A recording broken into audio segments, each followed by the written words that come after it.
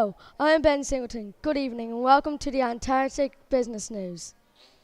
Call for the CEO Wilson and Brown and the sign of the increasing of the investors continue to dump the company's stock.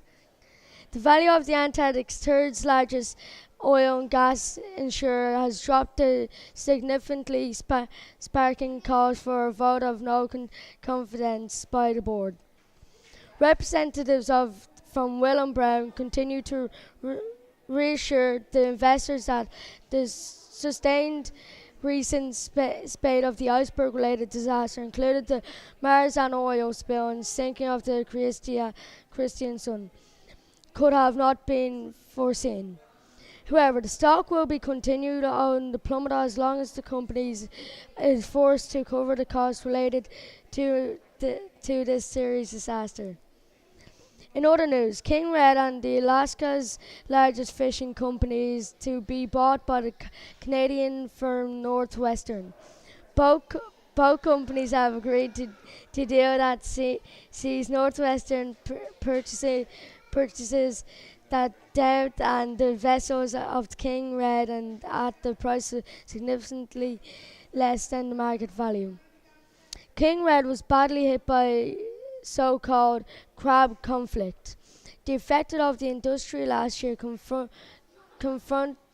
confrontations between the American and Canadian fishing fleet in the Beaufort Sea caused by the price of the king crab that dropped 65% of the consumer sought to voice the displeasure with military involvement in the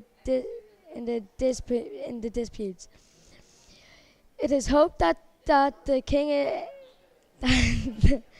merger of the King Red and Northwestern will go some way towards rebuilding damaged relationship between the fishing industries of these two Antarctic bordering nations. The final ARC meeting of the second largest mining research contractor in Norway has continued in growth for the second month running. This sustained the rise of the company's value at large due to the continued excitement over the value aboard mineral polymetals. Results of an independent toxicology reports on the 24th Beluga whales that were found dead on southwest of the Svalbard. Last month, they were released in the upcoming days, and tests show that the beluga deaths were due limited toxicity. It would seem that confirmed the presence of vast disposed limit of the Svalbard coast.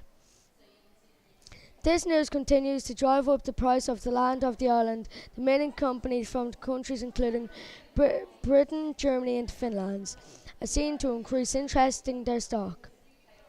From all of us here at the Antarctic Business, good evening.